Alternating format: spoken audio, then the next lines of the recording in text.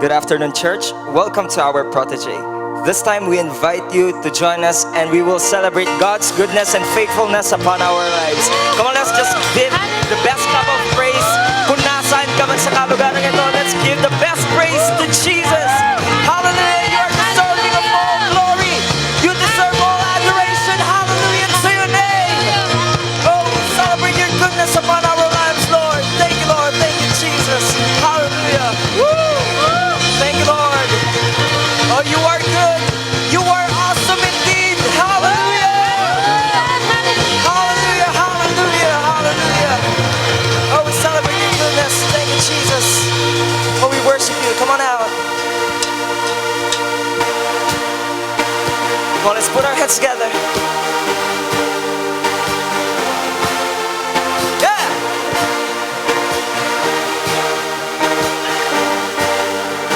Now we sing. And I can see him coming, a wave of his power. You won't find me running, 'cause this is the hour.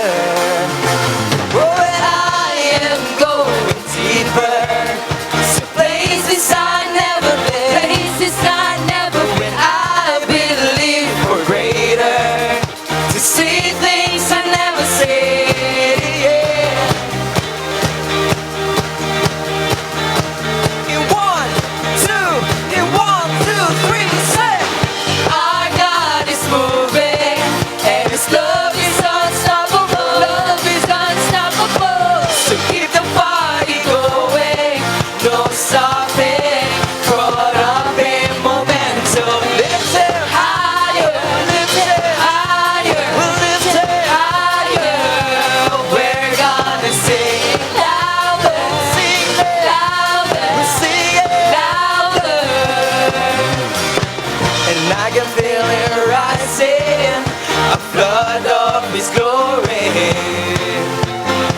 His love is overwhelming, and I know it's showing. So I'm gonna go deeper. So I am going deeper to places I never seen, places I never went. I believe for greater, to see things I never see.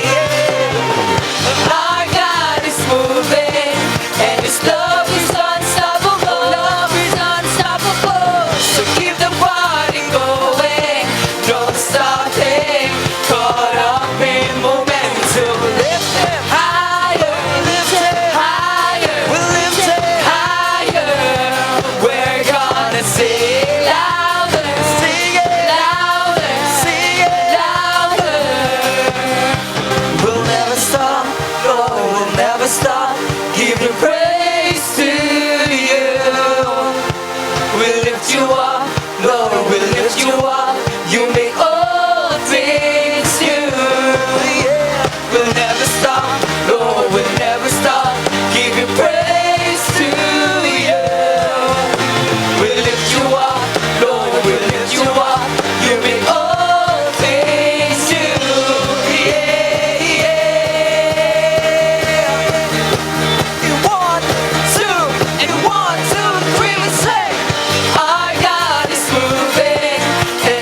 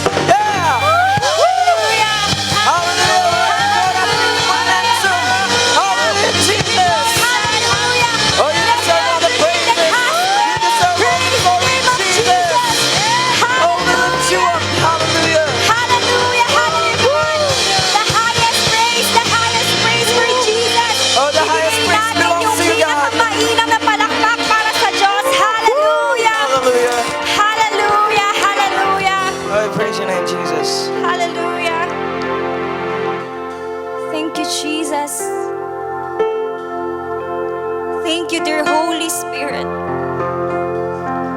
We continually welcome you in this place. Hallelujah. Hallelujah. You are welcome. You are welcome.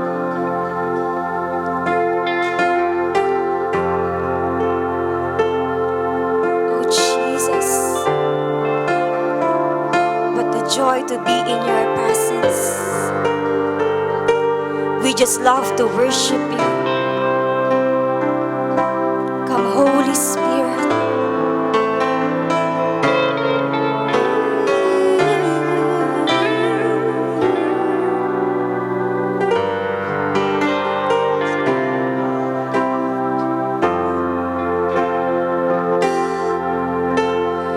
Come, Holy Spirit, fall on me now. I need your anointing, come in your power. I love you, Holy Spirit, you captivating my soul. And every day I grow to love you more. Come, Holy Spirit, fall on me now. I need your anointing, come in your power. I love you, Holy Spirit, you captivating my soul. And every day I grow to love you more. I'm reaching for your heart.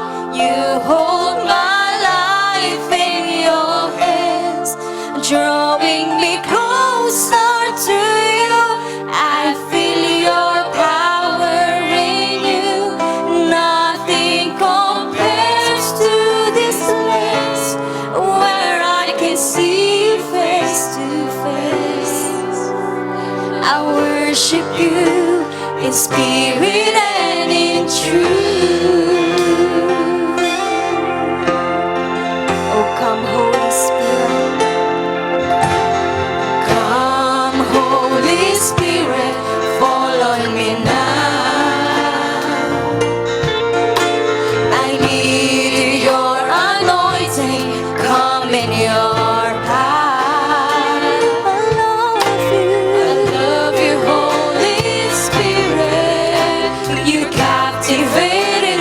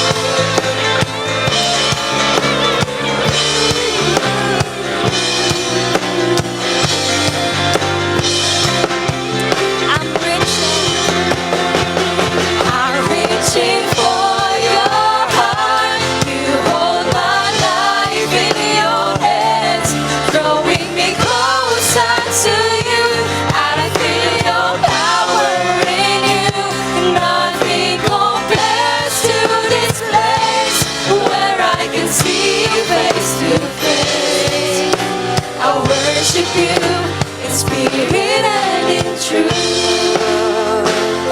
I'm reaching for your heart. You hold my life in your hands, drawing me closer to you. I feel your power in you. Nothing compares to this place where I can see you face to face. I worship you in spirit and last time we sing. I'm reaching for your heart. You hold my life in your hands, drawing me closer to you. I feel your power in you. Nothing compares to this place where I can see you face to face. I worship you in spirit and in truth. I worship you in spirit and in truth. I worship you in spirit and in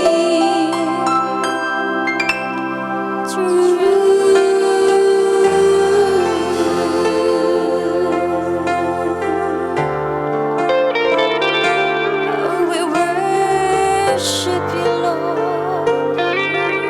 We worship you, Lord. Hallelujah.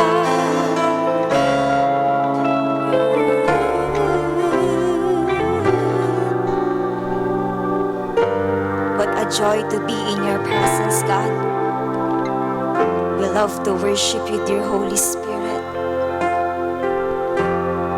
And this time, we worship you in spirit and in truth. Thank you for your presence.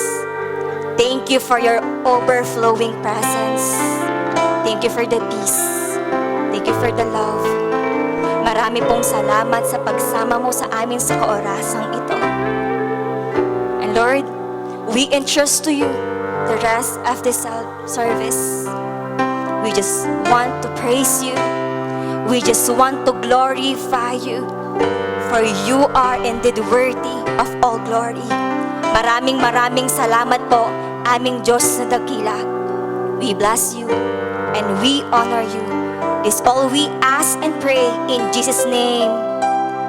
Amen and amen and amen.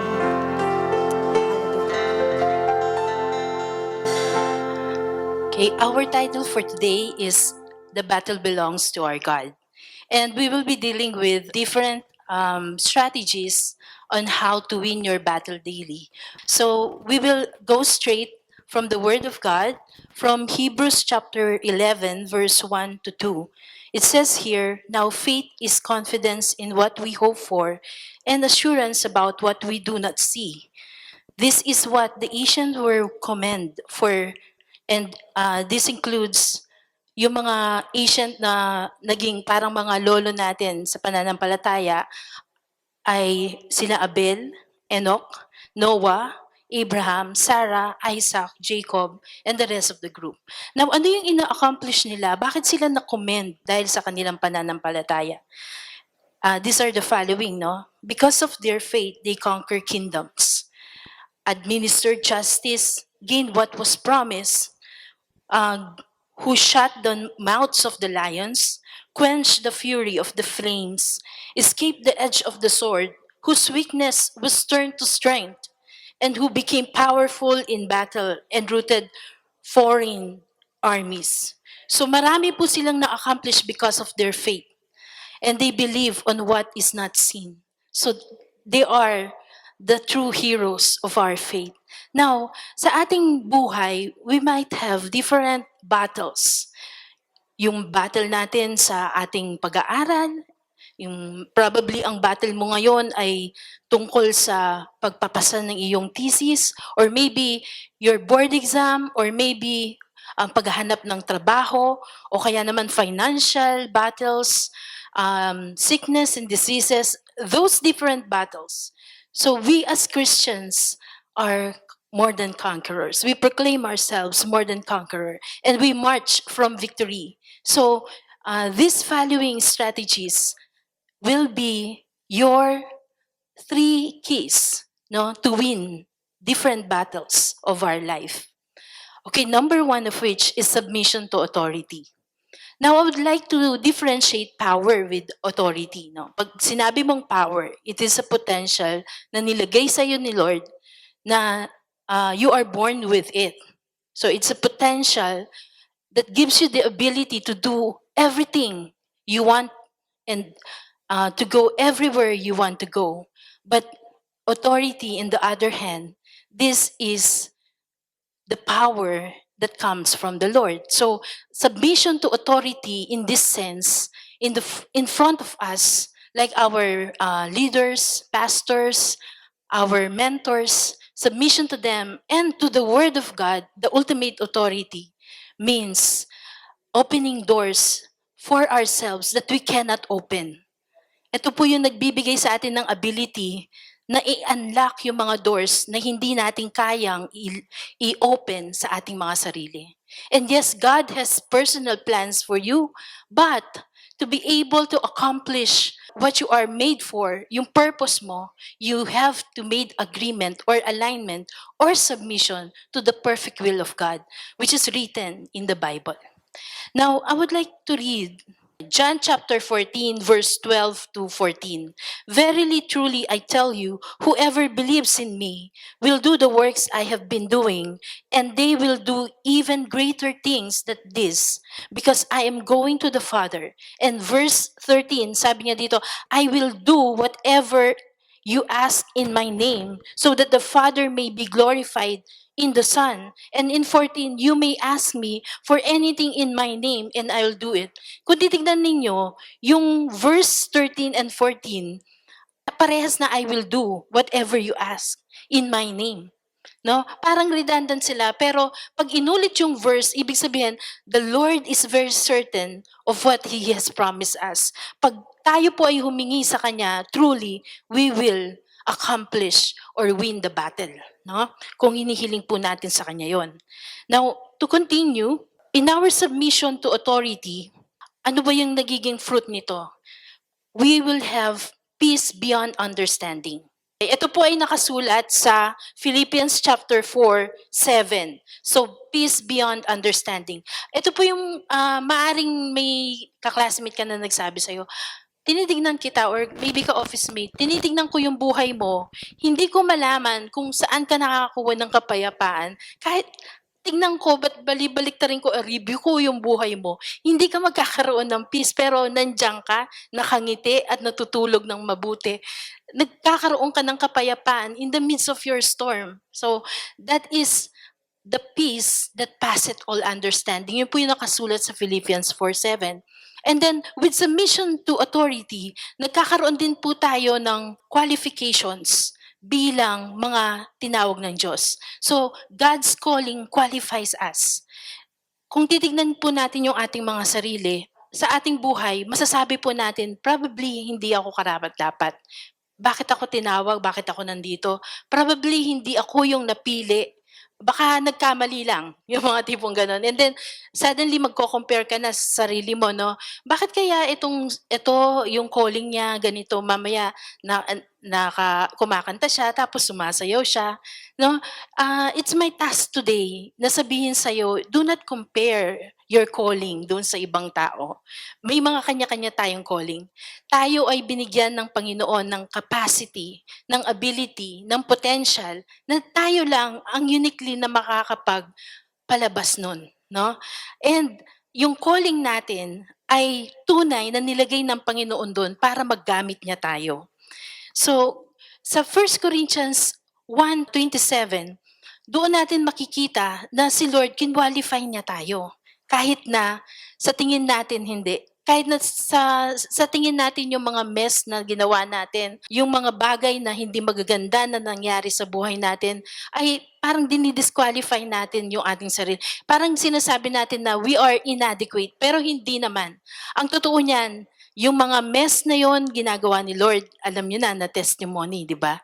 At yung mga nangyayari na mga bagay beyond our understanding, na nagkakaroon tayo ng mga different struggles, mga different discouragement. Ito ay nangyayari para naman tayo ay dumaan sa proseso at maging encouragement tayo sa iba. So we should embrace our calling and cultivate this calling sa pamamagitan ng pananalangin. So another thing na gusto kong itakil ngayong araw na ito is we should wait on the Lord. It is also kind of submitting your time to the Lord. Hindi yung nagmamadali tayo, Lord, at 30, ito po yung pangarap ko, may sasakyan na ako or ganon. So, and then hindi nangyari. And then magpo-frustrate ka. So, gusto ko lang sabihin sa'yo na yung submission to authority, it's also connotated with waiting to the Lord. No? Ano ba yung nakasulat dito sa Exodus chapter 14, verse 13 hanggang 15. Gusto ko lang sabihin sa'yo, yung word na be still na nakasulat dyan, kung anong ibig sabihin niya. So, in verse 13, Moses answered the people, "Do not be afraid. Stand firm. You will see the deliverance the Lord will bring you today. Egyptians you see today, you will never see again." And in 14, the Lord will fight for you. You need to be still. So, sinasabi niya, you need to be still. Pero ito ba yung tipo na stop ka lang or stay ka lang or tatayo ka lang? No. Sa verse 15, malinaw dito na yung be still na nakalagay doon sa verse 14, it's a word, it came from the Greek word, Hebrew word rather, rapha, which means to be weakened or to submit or ibig sabihin to let go. No? Parang hinahayaan mo na, Lord, ikaw nang bahala. Total, hindi ko din kaya talaga. In 15, ayan po, nakasulat, "Then the Lord said to Moses, 'Why are you crying out to me? Tell the Israelites to move on.'" So parang, parang opposite. Be still, sabi ni Lord doon sa 14, and then sa 15, move on. Paano yon? So sinasabi niya lang, relax ka lang. You move on, push through. Kahit may mga hindrances sa buhay mo, you have to go. You have to walk continuously. You have to move continuously. And be still and know that the God is with you. No? Tayo po ay pinapangunahan at kasama natin ng Diyos. So let us be relaxed and submit to the authority of God. So that is our point number 1, submission to authority. Ang next po is passionate spirituality. So let us be passionate in our spirituality. So if you want to be victorious in your life, God already loaded you all the abilities that you need. But if you want to be more than conqueror and marching from the victory, then you need God, so that the natural becomes supernatural. Your natural abilities are limited. Alam kong aminado naman tayong lahat dyan. But to tap on the unlimited power of God, you need to be passionate in your spirituality. Ulitin ko lang po, bakit natin kailangan maging passionate sa ating spiritualidad? So, ibig pong sabihin nito, our prayer, devotion, our reading of the Word of God, bakit kailangan ito sa ating buhay? Meron lang po akong isang personal testimony. Noong nag-aaral po ako ng sanitary engineering after my civil engineering bachelor's degree, marami po kaming magkaka-classmate. At nag-top sila sa board from Mapua Institute of Technology. So nag-top sila. And then kumukuha po kami ng sabay-sabay na civil engineering and then after yung sanitary engineering. Pero ako, wala po akong review, hindi po ako umattend ng review center. Kasi I don't have the means para magbayad ng review center that time. So ang ginawa ko po, umuwi po ako sa amin, and then nag-aral ako. But yung edge ko sa kanila is every day, dinideclare ko na ako ay magtatap sa board. Ah, audacious, no? Parang kapal mukha. Pero sa totoo lang, kaya ko sinabi yon is because I believe that God can do anything. There's no impossible thing to our God. So, ang ginawa ko po, every time bago ako magre-review, lumuluhod ako sa Nico, no, tapos nagtataas ako ng kamay, declaring that the battle is the Lord's. Yun po yung sinasabi ko palagi na, Panginoon, gusto kong i-glorify ka, Lord Jesus Christ. Ikaw nang bahala sa akin. And then, magre-review ako. Tapos, yun nga, nag-board exam na kami. And then, yung result dumating na. Hindi ko akalain na yung mga top namin noon sa civil engineering, hindi po nila nakuhang nag-top. Pero ako, nirank po ako ni Lord nationwide. Third sa board exam. Sino ako para makuha yung prestige na yon? Pero hindi kasi talaga ako yung lumalaban. Ang lumalaban na yung Panginoon. Amen. Kaya po, napaka-importante na maging passionate po tayo. Our prayer are very powerful. Sinasabi po sa atin ng ating mga mentors, no prayer, no power. No? A powerful Christian is, I mean, a prayerful Christian is a powerful Christian. Yun din na nakasulat sa James 5:17 na sinabi niya doon na si Elijah is also a man just like us. Pero nagpray siya that there will be no rain. And it did not rain for 3.5 years. Ganun po katindi ang prayer ng mga tao. Meron po tayong access dyan. Pwede po namin kayong i-coach na ganito ang gawin nyo, ganito nyo. But doon sa mga bagay na may access ka, ikaw lang ang makakagawa. You can pray anytime, anywhere. No? And when you are obedient, you will be invincible. Ano pong ibig sabihin yan?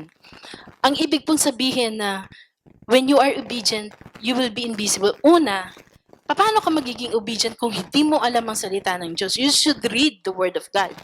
Ang pangalawa is you should be sold out. Natutuo yung Word of God at i-accomplish mo yung nakasulat, the perfect will ni Lord doon.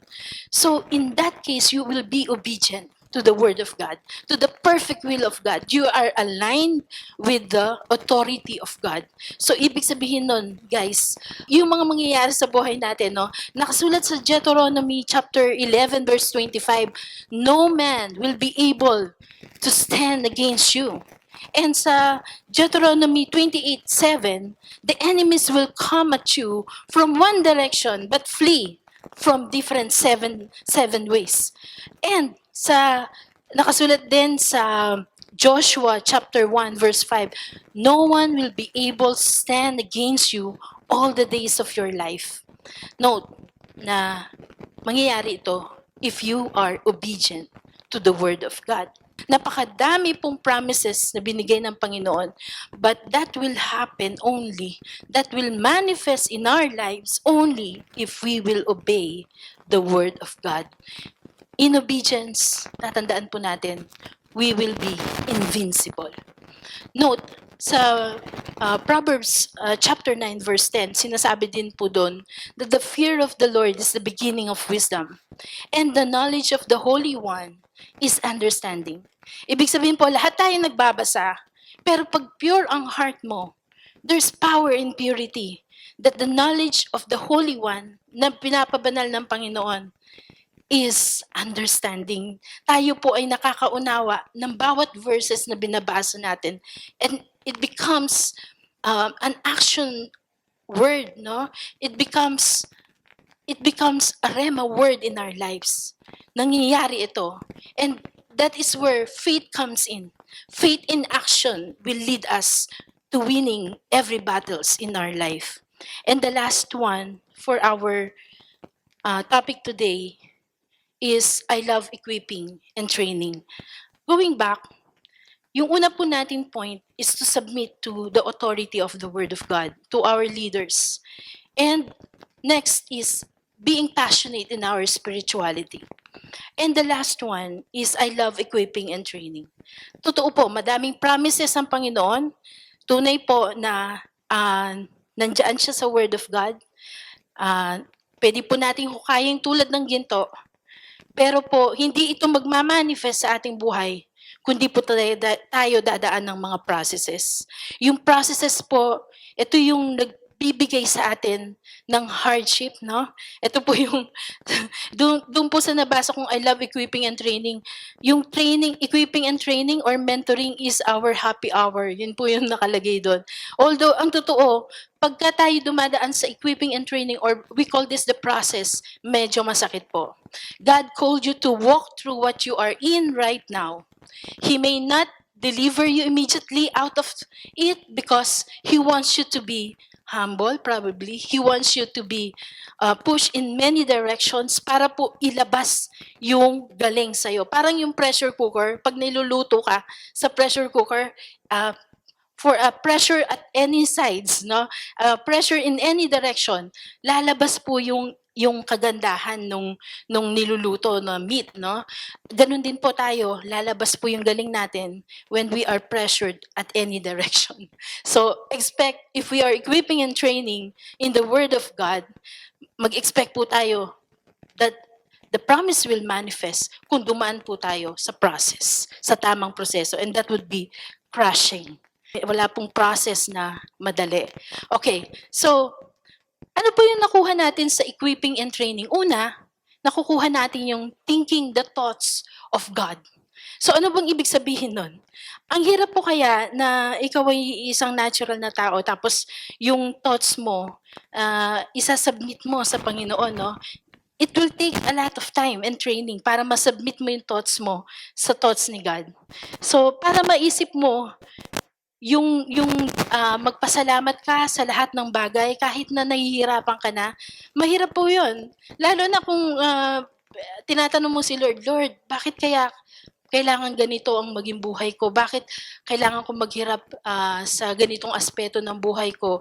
Bakit itong marriage life ko mahirap? Bakit itong pag-aaral ko mahirap? Bakit lahat?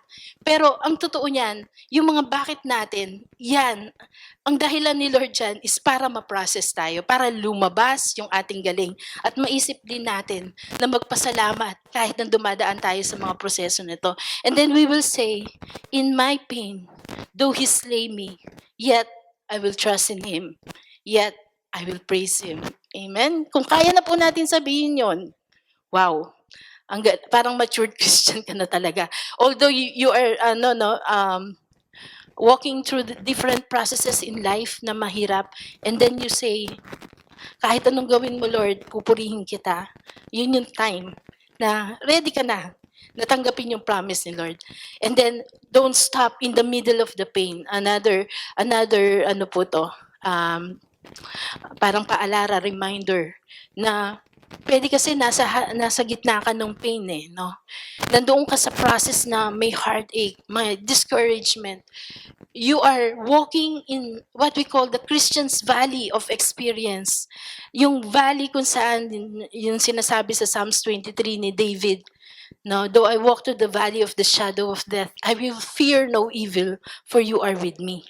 Yun po yung valley experience ng mga Kristiyano. At pag dumadaan po tayo doon, do not stop in the middle. Walk through it kasi walang ibang way para makalagpas ka doon kundi ikaw ay lumakad. Patuloy na lumakad hanggang sa matawid mo yung valley na yon. And last but not the least, under equipping and training, ito po ay medyo inaaral ko pa pero gusto ko pong i-share sa inyo ngayon, die empty. Bakit die empty? Kasi po sa pananaw ko, katulad din po ng mga naririnig ko na great mentors like si Miles Monroe, sabi niya, ang cemetery daw or sementeryo, ang pinaka mayaman na lugar sa mundo. Bakit? Dahil doon nailibing yung mga talento, potential na hindi lumabas. No, may mga kabataan na kinuha or namatay na sa time na kung kailan addict sila. Pero sa loob pala nila, nandoon yung mga novels, yung mga paintings, mga music na hindi na isulat, na hindi na itala or na record. No, may mga babae na namatay at the middle of their age, mga 30s, 20s, yung mga ganyan, na hindi pa nila na-realize yung kanilang potential that they are influential and powerful women of God. Pero namatay sila because nalansil sila ng kaaway at hindi nila napalabas yung potential nila. Tatandaan natin, there is only one way para hindi ma-fulfill yung purpose ng buhay mo. Do nothing. If you do nothing, then the enemy will steal, kill, and destroy what God has put to you. Yung potential na nilagay ng Panginoon, papatayin niya lang doon. Nanakawin niya lang doon if you will do nothing. But I encourage you, that's why nandito ako ngayon. Maybe I would like to encourage everyone to die empty, just like Jesus Christ. At age 33, sinabi niya, it is finished. Natapos niya yung purpose niya kung bakit siya dumating dito sa earth, to save each and every one of us. Universal plan of salvation, yung kanyang ginamit. And he fulfilled his plan victoriously because he's passionate in his spirituality. He submit to the authority and he love equipping and training. To end, no, i-endorse ko na rin, noong bago ako pumunta ng Mapua, ayaw po nila akong tanggapin kasi quota course ang civil engineering. So in short, nag-test ako pero hindi po ako umabot dun sa civil engineering quota score. So, napunta po ako sa industrial engineering. But then, my passion is to build and to draw, no? I'm a master builder. So, pumunta po ako ng office ng registrar para po mag-shift ng civil engineering when I was in my second year. At nag-graduate po ako civil engineering, having an average score of 82.5% in my board exam. Alam niyo po, and then I continue my study in sanitary engineering. Hindi ko po makita kung bakit nung time na yon ay hindi ako inalaw na mag-civil engineering. Pero nangyari pa rin yung purpose ni Lord na mag-civil engineering ako, matapos ako ng civil engineering. To cut the story short, bakit ako kailangan matapos ng civil engineering sa Mapua? At bakit ako kailangan mag-pursue ng PhD? It's because ipapanganak pala sa PSAU ang civil engineering major in water resources engineering sa pamamagitan ko, and I will be the first chairman. So, kung tumigil po ako in the middle of my pain, kung hindi po ako nag-isip ng godly thoughts, at hindi ko po tinodo, no? Bago man ako mag-retire, malayo pa naman yun because I am 41 years old. Pero each day, I will pour everything that I have para po i-mentor yung mga susunod sa akin in water resources engineering. And yun lamang po, and I hope na mayroon kayo natutunan to win our battles daily. Our winning strategy is, number 1, to submit to authority. Number 2, to have a passionate spirituality, and number 3 is to love, equipping, and training. That would be all, and let us pray. Father God, we thank you for this day. Thank you, Lord, for the gifts and talents, Panginoon, na iyong pinagkaloob sa amin. Salamat, Panginoon, na may reason ka sa lahat ng bagay kung bakit kami ay nandito, O God. And Lord Jesus, we pray na samahan mo po kami sa lahat ng battles ng aming buhay. Every day, O God. Because we know, Panginoon, na kami, Panginoon, ay tinawag mo. We are called so that we will be used by you, Panginoon. So that we will encourage others, O God. And Lord Jesus, we also pray for our countrymen, Panginoon, na dumadaan sa different struggles and battles sa aming bansa, Panginoon. We pray, Father God, for our leaders, O God. Give them the wisdom to navigate on this pandemic, O God. And we pray, Panginoon, marami pong mga planners ang gamitin mo, Panginoon, para, O God, kami makapag-cope up at maging resilient, Panginoon, na bansa. And build up our economy once again, in Jesus' name. We also pray for our frontliners, O God. We pray and apply the blood of Jesus sa kanila and sa bawat pamilya, Panginoon, ng Hills of Glory, O God. Lahat ng members, O God, we pray and apply the blood of Jesus to each and every one. Help us, O God. Help us to be victorious in each and every days of our lives, O God. May we give you all the glory and honor and praise. This we ask and pray in Jesus' name. Amen.